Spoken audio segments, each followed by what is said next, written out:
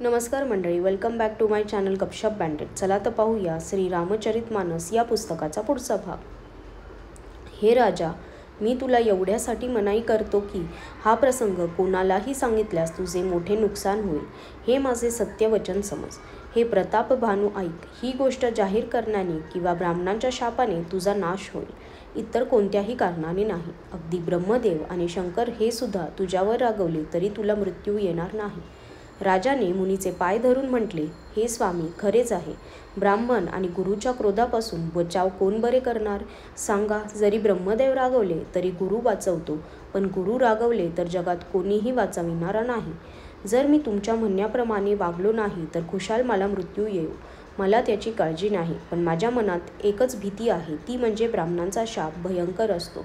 ते ब्राह्मण कोणत्या प्रकारे वश होऊ शकतील तेही कृपा करून मला सांगा। हे दीनदयाळू, तुम्हाला सोडून दुसऱ्या कुणालाही मी आपला हितचिंतक समजत नाही। तपस्वी म्हणाला, हे राजा, जगात अनेक उपाय आहेत, परंतु ते कष्टसाध्य आहेत आणि त्यामुळे ते सिद्ध होतील किंवा न होतील सांगता येत नाही। एक उपाय फार सोपा आहे, परंतु त्यातही एक अडचण आहे। हे राजा, ती युक्ती माझ्याजवळ आहे, पण तुझ्या नगरात मला जाता येणार नाही। जेव्हापासून मी उत्पन्न झालो तेव्हापासून आजपर्यंत मी कुणाच्या घरी किंवा गावी गेलो नाही। परंतु जर गेलो नाही तर तुझे काम फिसकटेल। आज मी मोठ्या पेचात सापडलो आहे। हे ऐकून मृदू स्वरात राजा म्हणाला, हे नाथ, वेदांमध्ये असे सांगितले आहे की मोठी माणसे लहानांच्यावर प्रेम करतातच। पर्वत आपल्या शिरावर नेहमी गवत धारण करतात, खोल समुद्र स्वतःच्या मस्तकावर फेस धारण करतात आणि धरती आपल्या डोक्यावर धूळ धारण करते। असे म्हणून राजाने मुनीचे पाय धरले आणि म्हटले, हे स्वामी, कृपा करा। तुम्ही संत आहात, दीनदयाळू आहात, म्हणून हे प्रभू, माझ्यासाठी एवढा त्रास जरूर सोसा।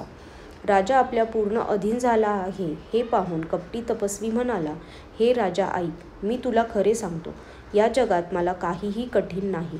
मी तुझे काम नक्की करीन, कारण तू कायावाचा मनाने माझा भक्त झाला आहेस। परंतु योग, युक्ती आणि मंत्र यांचा प्रभाव गुप्तपणे केल्यावरच फल देतो। हे राजा, मी जर स्वयंपाक केला तर तुम्ही तो वाढला, पण मी जर कुणालाही ओळखू आलो नाही तर मग ते अन्न जो खाईल तो तुमचा आज्ञाधारक होईल। एवढेच नव्हे तर त्यांच्या घरी सुद्धा जे कोणी भोजन करतील, हे राजा, तो सुद्धा तुझ्या अधीन होईल। हे राजा, जाऊन हा उपाय कर आणि वर्षभर भोजन घालण्याचा संकल्प कर। नित्य नव्या 1,00,000 ब्राह्मणांना कुटुंबासह निमंत्रित कर। मी तुझ्या संकल्पापर्यंत वर्षभर रोज स्वयंपाक करेन। हे राजा, अशा प्रकारे फार थोड्या श्रमाने सर्व ब्राह्मण तुला वश होतील। ब्राह्मण हवन, यज्ञ आणि सेवा पूजा करतील, त्यामुळे देवसुद्धा सहजपणे वश होईल। मी आणखी एक ओळख तुला सांगून ठेवतो, मी या रूपात कधीही येणार नाही। हे राजा, मी आपल्या मायेने तुझ्या पुरोहिताला इकडे पळवून आणीन। तपाच्या शक्तीने त्याला स्वतःसारखा बनवून 1 वर्ष येथे ठेवून घेईन आणि हे राजा, मी त्याचे रूप घेऊन सर्व प्रकारे तुझं काम पूर्ण करीन। हे राजा, रात्र फार झाली आहे, आता झोप। आजपासून 3ऱ्या दिवशी माझी तुझी भेट होईल। तपोबलाने मी तुला घोड्यासह झोपेमध्ये असतानाच घरी पोहोचवीन। मी तो पुरोहिताचा वेश घेऊन येईन। जेव्हा एकांतात बोलावून सर्व गोष्ट सांगेन तेव्हा तू मला ओळखशील। राजा ती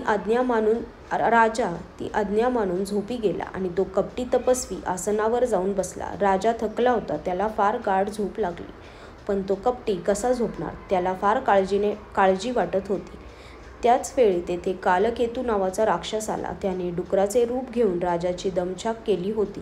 तो तपस्वी बनलेल्या राजाचा खास मित्र होता आणि कपटविद्येत निष्णात होता। त्याला 100 मुले आणि 10 भाऊ होते। ते फार दुष्ट व अजिंक्य होते, देवांना दुःख देणारे होते। ब्राह्मण, संत आणि देवांना दुःख झाल्याचे पाहून प्रतापभानूने त्या सर्वांना पूर्वीच युद्धात मारून टाकले होते। त्या दृष्टीने पूर्वीचे वैर लक्षात घेऊन कपटी तपस्वी राजाला भेटून त्याच्याशी सल्लामसलत केली आणि शत्रूचा नाश ज्या प्रकारे होईल तो उपाय योजला। भवितव्याच्या अधीन झालेला राजा प्रतापभानू काहीही समजू शकला नाही। तेजस्वी शत्रू एकटा असला तरी त्याला लहान समजू नये। पाहात, ज्याचे फक्त शिर उरले आहे तो राहू अजूनही सूर्यचंद्राला छळत असतो। आजच्यासाठी धन्यवाद।